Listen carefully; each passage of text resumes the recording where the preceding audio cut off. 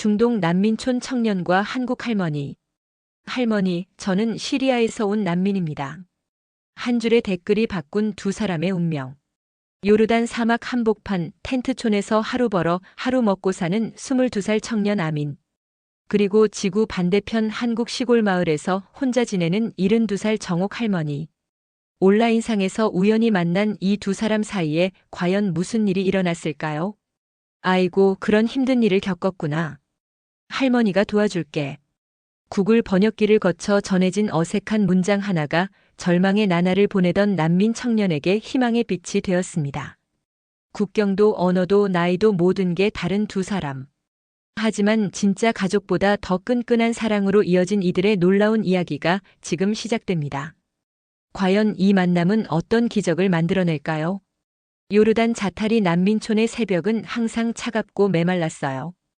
텐트 사이로 스며드는 모래바람이 얼굴을 때리는 감촉에 아민 나세르는 잠에서 깼습니다. 22살의 청년이지만 그의 어깨는 벌써 너무 많은 짐을 지고 있었죠. 살라, 일어나야 해. 아민은 옆에서 자고 있는 12살 여동생을 조심스럽게 깨웠어요. 살라는 부스스한 머리를 들어 올리며 오빠를 바라봤습니다.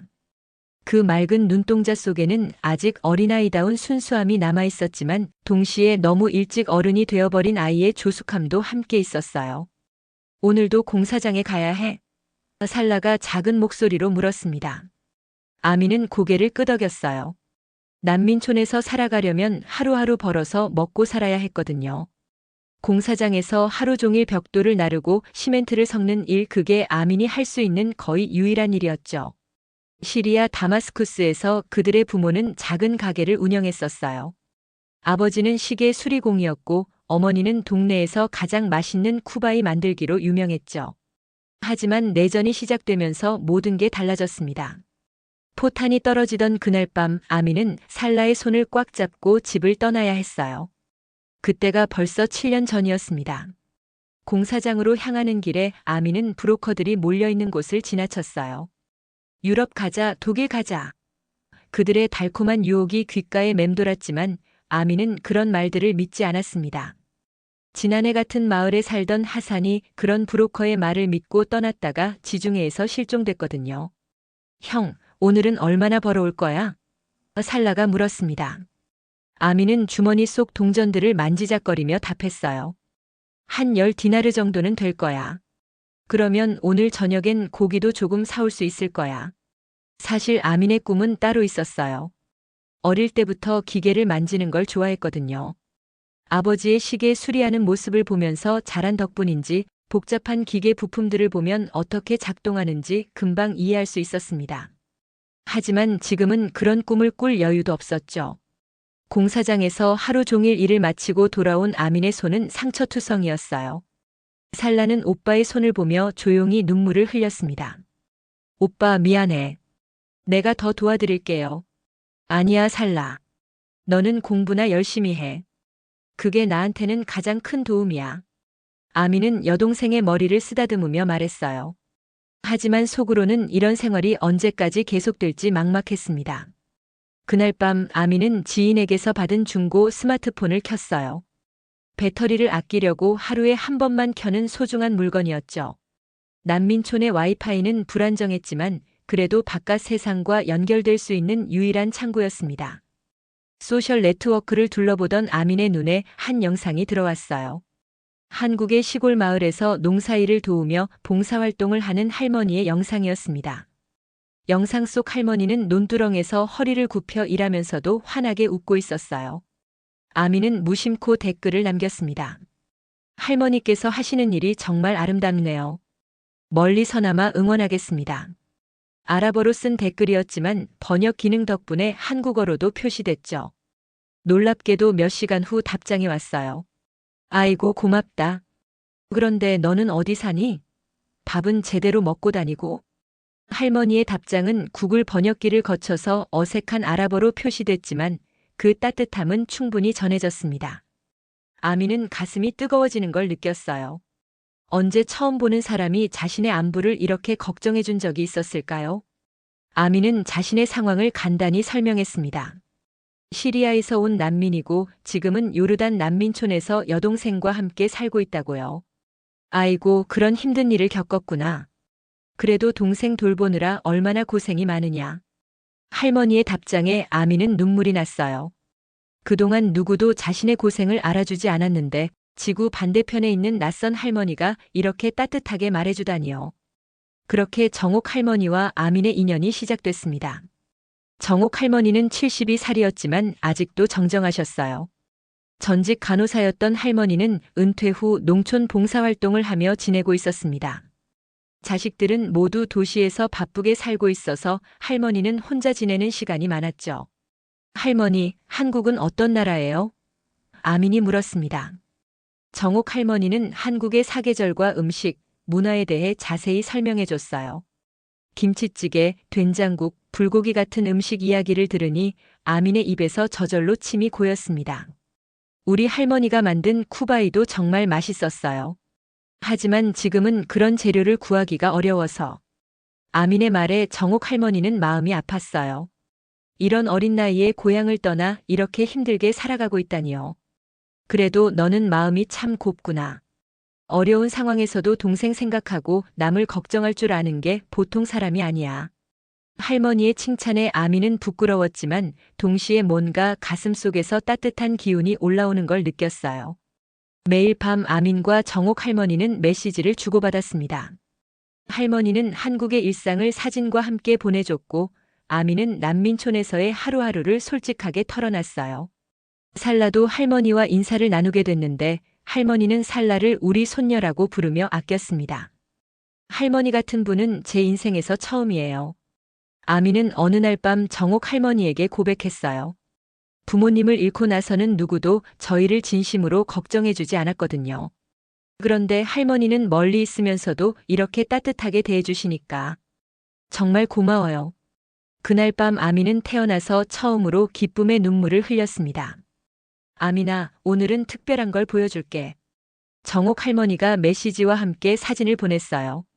사진 속에는 할머니가 직접 담근 된장과 간장, 고추장이 옹기종기 담긴 항아리들이 보였습니다. 이거는 우리 한국 사람들이 예로부터 만들어 먹던 장이야. 몸에도 좋고 맛도 좋지. 또 다른 사진에는 할머니가 직접 만든 간장게장과 김치, 그리고 막걸리 한 잔이 놓인 상이 보였어요. 이렇게 소박하게 먹는 게 우리 한국 사람들의 정서야. 화려하지 않아도 마음을 담아서 만들면 세상 어떤 음식보다 맛있단다. 아미는 사진을 보며 눈을 떼지 못했어요. 할머니의 손길이 닿은 음식들에서 뭔가 특별한 기운이 느껴졌거든요. 할머니, 이런 음식들은 어떤 맛이에요? 시리아 음식과는 많이 다를 것 같은데요. 처음에는 좀 낯설 수도 있어. 하지만 한번 맛보면 자꾸 생각나는 맛이야. 우리 한국 사람들은 이런 걸 손맛이라고 하거든. 같은 재료로 만들어도 만드는 사람의 마음에 따라 맛이 달라진다고 믿어. 할머니의 설명에 아미는 고개를 끄덕였어요. 우리 어머니도 그런 말씀을 하셨어요. 쿠바이를 만들 때도 사랑을 넣어서 만들어야 맛있다고 하셨거든요. 아민의 말에 정옥 할머니는 깊이 공감했습니다. 그래, 어머니의 마음은 다 똑같구나. 나라가 달라도 엄마의 마음은 다 비슷해. 며칠 후 할머니는 한국 시골의 풍경 사진들을 보내줬어요. 푸른 논밭과 산들, 그리고 정겨운 시골집의 모습이 담긴 사진들이었습니다. 이게 내가 봉사활동하는 마을이야. 공기도 좋고 물도 맑아서 사는 사람들도 다 마음이 착해. 아미는 사진 속 풍경에 마음이 끌렸어요. 시리아에서 어릴 때 할아버지 농장에 놀러 갔던 기억이 떠올랐거든요. 할머니, 저도 언젠가는 이런 곳에서 살아보고 싶어요. 평화롭고 조용한 곳에서 살라와 함께요. 그럼 한국에 오면 되지 뭐. 우리나라도 어려운 시절을 많이 겪었거든. 전쟁도 있었고 가난해서 먹을 것도 없던 시절이 있었어. 하지만 다들 열심히 살아서 지금은 이렇게 잘 살게 됐어. 너도 분명히 좋은 날이 올 거야. 할머니의 말에 아미는 처음으로 미래에 대한 희망을 품게 됐어요. 그동안은 하루하루 생존하는 것만으로도 벅찼는데 이제는 뭔가 더 나은 삶을 꿈꿀 수 있을 것 같았습니다. 할머니, 한국말도 배워보고 싶어요. 언젠가 할머니를 직접 만나뵐 수 있다면 한국말로 인사드리고 싶거든요. 아민의 말에 정옥 할머니는 감동했어요. 아이고, 그렇게 말하니까 할머니가 더 고맙네. 그럼 내가 간단한 한국말부터 가르쳐 줄게. 그렇게 아민은 한국어 공부를 시작했습니다. 안녕하세요, 감사합니다, 사랑해요 같은 기본적인 인사말부터 배웠죠. 발음이 어려웠지만 아민은 열심히 따라했어요. 오빠, 할머니께서 우리한테 이렇게 잘해주시는 이유가 뭐예요? 살라가 물었습니다. 아민은 잠시 생각해 보더니 대답했어요. 아마도 할머니는 우리를 진짜 가족처럼 생각하시는 것 같아. 할머니 마음속에는 우리 같은 사람들을 위한 큰 사랑이 있는 거야. 어느 날 살라가 열이 나서 며칠째 제대로 먹지 못하고 있었어요. 난민촌의 의료진이 간단한 해열제는 줬지만 아이의 입맛을 돋굴 만한 음식은 없었습니다. 아미는 걱정이 되어 정옥 할머니에게 상황을 말했어요. 아이고, 우리 살라가 아프구나. 그럼 할머니가 특별한 걸 알려줄게. 우리 한국에서는 몸이 아플 때 누룽지죽을 끓여 먹어. 소화도 잘 되고 기운도 나거든. 할머니의 메시지와 함께 누룽지죽 만드는 방법이 자세히 적힌 레시피가 왔어요. 하지만 문제가 있었습니다. 한국의 누룽지를 난민촌에서 구할 수는 없었거든요. 아미는 고민하다가 할머니에게 물어봤어요. 할머니, 누룽지 대신 다른 걸로 만들 수는 없을까요? 그럼 쌀을 팬에 볶아서 누르스름하게 만들어봐. 그 다음에 물을 넣고 오래 끓이면 비슷한 맛이 날 거야. 거기에 소금 조금이랑 설탕 조금 넣으면 돼. 할머니의 조언에 따라 아미는 재료를 구하러 나섰어요. 난민촌의 작은 상점에서 쌀과 설탕을 샀습니다. 비싸긴 했지만 살라를 위해서라면 아깝지 않았어요. 집에 돌아온 아미는 할머니가 알려준 방법대로 천천히 요리를 시작했습니다. 먼저 쌀을 팬에 볶았어요. 쌀알이 노릇노릇하게 변할 때까지 정성스럽게 저어가며 볶았습니다. 그 다음 물을 넣고 약한 불에서 오랫동안 끓였어요. 할머니 말처럼 쌀이 완전히 풀어져서 죽같이 될 때까지요. 이제 소금하고 설탕을 조금씩 넣어봐. 달콤하면서도 슴슴한 맛이 나야 해. 할머니의 메시지를 보며 아미는 조심스럽게 간을 맞췄어요. 맛을 보니 정말 부드럽고 따뜻한 맛이 났습니다. 살라, 할머니가 알려주신 특별한 죽이야. 한번 먹어봐. 아민이 죽 한 그릇을 살라 앞에 놓았어요. 살라는 처음엔 시큰둥했지만 한 숟가락 떠먹어 보더니 눈이 반짝였습니다. 오빠, 이거 진짜 맛있어. 뭔가 따뜻하고 부드러워. 살라가 죽을 맛있게 먹는 모습을 보며 아미는 가슴이 뭉클했어요. 며칠 동안 제대로 못 먹던 살라가 이렇게 기운을 내는 모습은 오랜만이었거든요. 할머니께서 한국에서 아픈 사람들한테 끓여주는 음식이래. 할머니 마음이 들어있는 거야. 아민의 설명에 살라는 고개를 끄덕였어요. 그럼 나도 할머니께 고맙다고 인사드려야겠어. 그날 저녁 살라는 직접 정옥 할머니에게 메시지를 보냈어요. 할머니, 죽 정말 맛있었어요. 덕분에 많이 나아졌어요. 고마워요. 어색한 한국어 번역이었지만 살라의 마음은 충분히 전해졌죠. 아이고, 우리 살라가 이제 괜찮구나. 할머니가 얼마나 걱정했는데. 앞으로도 몸 조심하고 오빠 말 잘 들어야 해. 할머니의 답장을 받고 살라는 환하게 웃었어요. 다음 날 아침 살라가 아민을 깨웠어요. 오빠, 나 오늘도 그 죽 먹고 싶어. 내일도 먹고 싶고. 살라의 말에 아민은 눈물이 날 뻔했어요. 그동안 살라가 뭔가를 먹고 싶다고 말한 적이 언제였을까요? 항상 괜찮다, 안 먹어도 되라고만 말하던 아이가요. 그때 아민은 깨달았어요. 음식은 단순히 배를 채우는 게 아니라 마음을 채우는 것이기도 하다는 걸요. 정옥 할머니의 레시피에는 할머니의 사랑과 정성이 고스란히 담겨 있었고 그것이 살라의 마음까지 따뜻하게 해준 거였어요. 며칠 후 정옥 할머니가 흥미로운 제안을 했어요. 아민아, 너 손재주가 좋다고 했지? 그럼 할머니가 사진 하나 보여줄게. 할머니가 보낸 사진에는 각종 기계들과 전자제품들을 수리하는 기술학교의 모습이 담겨 있었어요. 이게 우리 동네에 있는 기술학교야. 여기서는 외국에서 온 사람들도 기술을 배울 수 있어. 컴퓨터도 고치고 에어컨도 고치고 자동차도 고칠 수 있게 가르쳐 주거든. 할머니의 설명에 아민의 가슴이 뛰기 시작했어요. 정말요? 저 같은 사람도 그런 걸 배울 수 있나요? 아민의 질문에 할머니는 자신 있게 대답했어요. 물론이지. 너는 손이 야무져서 나중에 훌륭한 기술자가 될 팔자야. 할머니가 보니까 그래. 아미는 어릴 때부터 아버지의 시계 수리하는 모습을 보며 자란 덕분에 기계에 대한 감각이 있었어요. 난민촌에서도 이웃들의 라디오나 전화기가 고장나면 아민이 고쳐주곤 했죠. 하지만 그건 그냥 취미 정도로만 생각했었는데 할머니는 그것을 하나의 재능으로 봐주고 있었어요. 할머니, 그런데 한국에 가려면 어떻게 해야 해요? 저는 난민이라서 비자 받기가 어려울 텐데요. 아민의 걱정에 할머니는 곰곰이 생각해 보더니 답했어요. 기술학교에서 장학생을 뽑는 프로그램이 있어. 실력이 좋으면 외국 학생들도 초청해서 공부시켜주거든. 할머니는 그날부터 아민을 위해 여러 가지 정보를 찾아봤어요. 기술학교의 입학 조건, 장학금 제도, 필요한 서류들까지 자세히 알아봐서 아민에게 알려줬습니다. 너는 실력이 있으니까 충분히 가능할 거야. 할머니가 도와줄게. 하지만 모든 사람이 아민의 꿈을 응원하는 건 아니었어요. 특히 아민의 사촌 형인 라시드는 강하게 반대했습니다. 너 미쳤어? 한국 가서 뭐 하게? 나 알지, 외국 가서 일하다가 어떻게 되는지. 라시드는 몇 년 전 한국에 불법 체류자로 들어갔다가 단속에 걸려 강제 추방당한 경험이 있었어요. 그때의 트라우마 때문에 라시드는 아민의 계획을 못마땅하게 생각했습니다. 거기서도 결국 우리는 이방인이야. 제대로 된 대우 받을 거라고 생각하지 마. 형, 하지만 이번엔 달라요. 정식으로 학교에서 초청해 주는 거고 할머니도 도와주신다고 했어요. 아민의 말에 라시드는 코웃음을 쳤어요. 할머니? 인터넷에서 만난 사람을 그렇게 믿어? 사기꾼일 수도 있어. 그날 밤 아민과 라시드는 큰 말다툼을 벌였어요.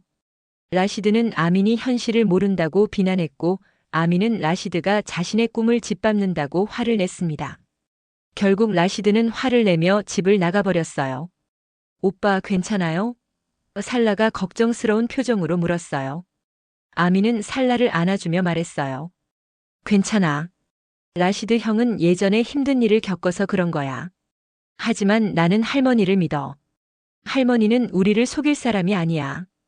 그날 밤 아민은 정옥 할머니에게 상황을 털어놨어요.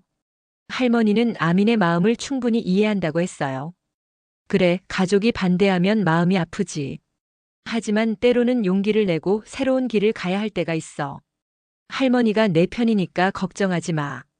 며칠 후 할머니는 기술학교 담당자와 연락을 취해서 아민의 상황을 설명했어요. 이 친구는 정말 손재주가 좋고 성실해요. 기회만 주시면 훌륭한 기술자가 될 거예요. 할머니의 적극적인 추천 덕분에 학교 측에서는 아민의 지원서를 검토해 보겠다고 했습니다. 아민아, 이제 정말로 꿈이 현실이 될 수 있을 것 같아. 너는 분명히 성공할 거야. 할머니의 격려에 아민은 가슴속에서 뜨거운 무언가가 솟아오르는 걸 느꼈어요. 처음으로 자신의 미래에 대해 확신을 가지게 된 순간이었습니다. 한 달 후 아민에게 시련이 찾아왔어요. 난민촌에 갑작스러운 정전이 발생한 거였죠. 며칠째 전기가 들어오지 않아 와이파이도 끊기고 아민은 정옥 할머니와 연락을 취할 수 없었습니다. 설상가상으로 살라가 다시 고열에 시달리기 시작했어요. 오빠, 할머니는 괜찮으실까? 살라가 열에 들떠서 중얼거렸어요. 아민은 살라의 이마에 젖은 수건을 올려주며 대답했어요. 괜찮을 거야. 할머니는 우리를 걱정하고 계실 거야.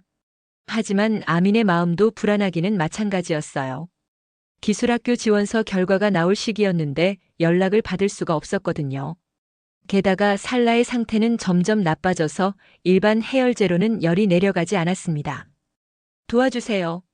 제 동생이 너무 아파요. 아민은 난민촌 의료진을 찾아갔지만 그들도 손을 저었어요.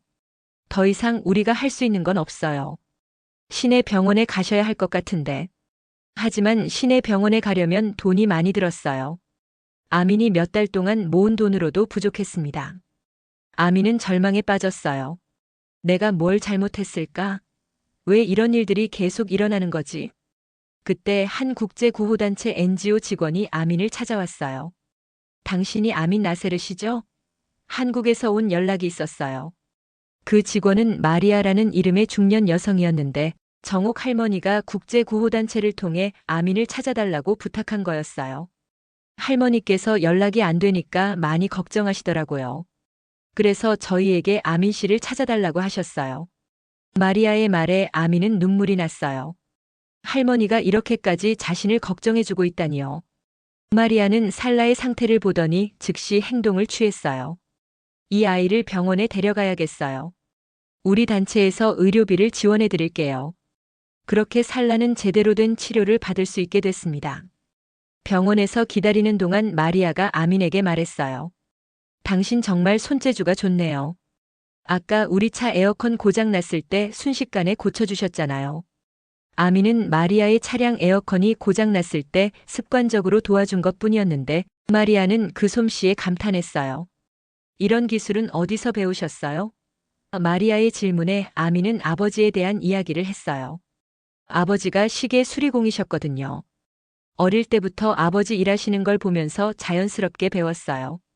그럼 이 기술을 더 발전시키고 싶지 않으세요?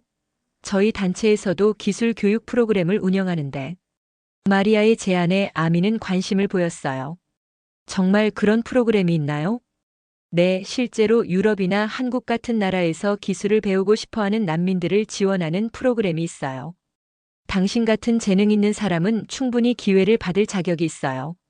마리아의 말에 아민은 가슴이 뛰었어요. 살라의 치료가 끝나고 집으로 돌아온 후 아민은 마리아가 준 연락처로 정옥 할머니에게 안부를 전했어요. 며칠 만에 할머니의 목소리를 들으니 정말 반가웠습니다. 아이고, 우리 아민이. 연락이 안 되니까 할머니가 얼마나 걱정했는데. 전화기 너머로 들리는 할머니의 목소리에는 진짜 가족을 걱정하는 마음이 고스란히 담겨 있었어요. 할머니 죄송해요. 정전 때문에 연락을 못 드렸어요. 그런데 할머니께서 구호단체까지 연락하셔서 저희를 도와주셨다니. 아민의 말에 할머니는 당연하다는 듯이 대답했어요. 그럼 가족인데 당연하지 뭐. 그날 밤 아민은 깨달았어요. 진짜 가족이라는 건 혈연 관계가 아니라 서로를 진심으로 걱정하고 사랑하는 마음이라는 걸요. 정옥 할머니는 멀리 떨어져 있어도 아민과 살라를 진짜 손자, 손녀처럼 생각하고 있었어요. 일주일 후 마리아가 놀라운 소식을 가지고 왔어요. 아민 씨, 한국기술학교에서 연락이 왔어요. 장학생으로 선발됐다고 하네요. 마리아의 말에 아민은 잠시 말을 잃었어요. 정말 꿈 같은 일이 현실이 된 거였어요. 정말이에요?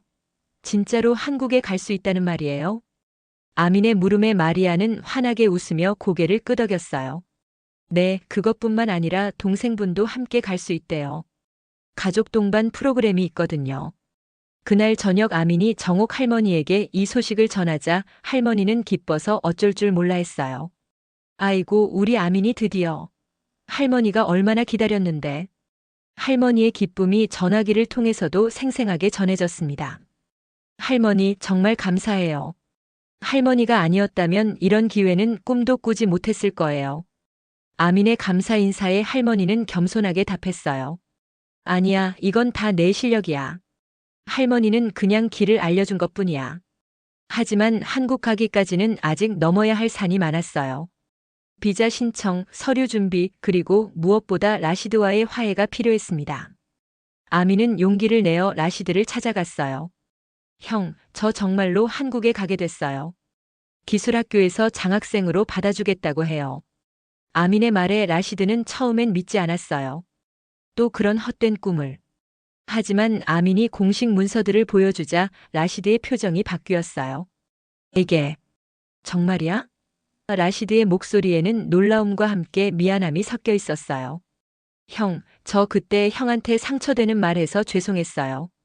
형이 반대한 것도 저를 걱정해서였다는 걸 알아요. 아민의 사과에 라시드는 눈물을 글썽였어요. 아니야, 내가 내 꿈을 무시했어. 미안해, 아민아. 그날 라시드와 아민은 오랜만에 형제다운 대화를 나눴어요. 라시드는 자신의 실패 경험 때문에 아민까지 포기하게 만들려 했던 걸 후회한다고 했어요. 너는 나와 달라. 너는 제대로 된 기회를 잡은 거야. 꼭 성공해라.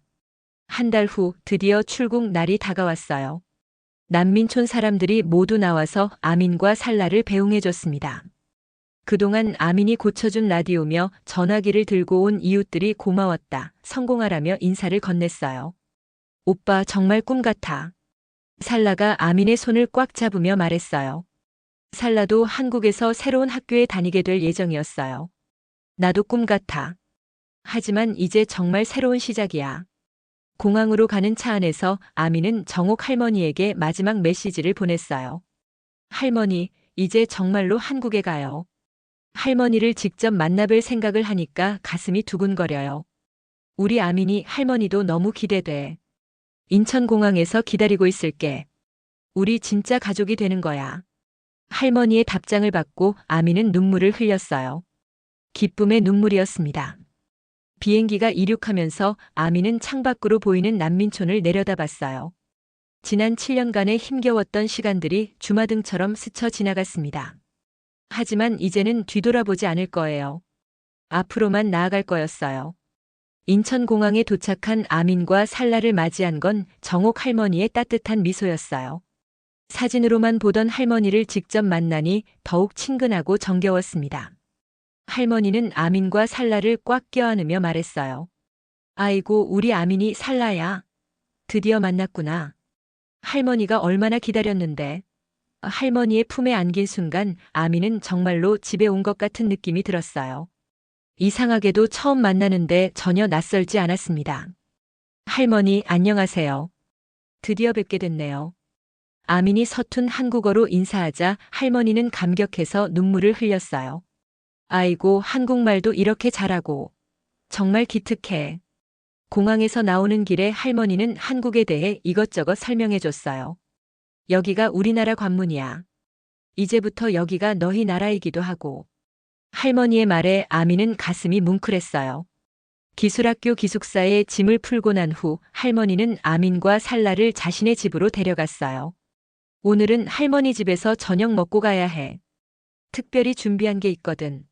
할머니 집에 들어서니 구수한 된장찌개 냄새가 코끝을 자극했어요. 이게 내가 직접 담근 된장으로 끓인 찌개야. 그리고 이건 너희가 좋아할 만한 불고기고. 식탁 위에는 정성스럽게 준비된 한국 음식들이 가득했어요. 아민과 살라는 처음 맛보는 한국 음식에 감탄했습니다. 할머니, 정말 맛있어요. 사진으로만 보던 걸 직접 먹어보니까 더 맛있네요. 살라의 말에 할머니는 흐뭇해했어요. 그래, 많이 먹어라. 이제부터 할머니가 맛있는 거 많이 해줄게. 며칠 후 아민은 기술학교에 첫 등교를 했어요. 학교에서는 전자기기 수리부터 자동차 정비까지 다양한 기술을 가르쳤습니다. 아민은 수업에 적극적으로 참여했고 선생님들도 아민의 실력에 감탄했어요. 아민 학생은 정말 천재적인 감각이 있네요. 이런 학생은 처음 봐요. 담당 교수의 칭찬에 아민은 부끄러워했지만 동시에 자신감도 생겼어요. 드디어 자신의 재능을 제대로 펼칠 기회를 얻은 거였어요. 살라도 한국 초등학교에 잘 적응하고 있었어요. 처음엔 언어 때문에 힘들어했지만 친구들이 도와줘서 금세 한국어 실력이 늘었습니다. 오빠, 나 오늘 한국어로 발표했어. 친구들이 박수 쳐줬어. 살라의 밝은 표정을 보며. 아민은 한국에 온 게 정말 잘한 선택이었다고 생각했어요. 주말마다 아민과 살라는 정옥 할머니 집을 방문했어요. 할머니는 한국의 전통 음식을 가르쳐 주기도 하고 한국의 역사와 문화에 대해서도 알려줬습니다. 우리나라도 옛날에는 많이 어려웠어. 전쟁도 겪고 가난해서 먹을 것도 없었지. 하지만 다들 희망을 잃지 않고 열심히 살아서 지금처럼 됐어. 할머니의 이야기를 들으며 아민은 희망을 느꼈어요. 한국도 어려운 시절을 겪었지만 결국 극복했듯이 자신들도 분명히 좋은 미래를 만들어갈 수 있을 거라고 믿었습니다. 몇 달 후 아민은 학교에서 우수 학생으로 선발돼 장학금을 받게 됐어요. 그 소식을 들은 정옥 할머니는 누구보다 기뻐했습니다. 아이고, 우리 아민이가. 할머니가 처음부터 알아봤다니까. 너는 분명히 성공할 애야. 할머니, 모든 게 할머니 덕분이에요. 할머니가 아니었다면 저는 여전히 난민촌에서 꿈도 꾸지 못하고 살았을 거예요. 아민의 감사 인사에 할머니는 고개를 저었어요. 아니야, 이건 다 내 노력이야. 할머니는 그냥 내 곁에 있어준 것뿐이야. 어느 날 아민은 한국어로 일기를 쓰기 시작했어요. 그중 한 부분에는 이런 내용이 있었습니다. 한국은 저에게 단순한 나라가 아닙니다.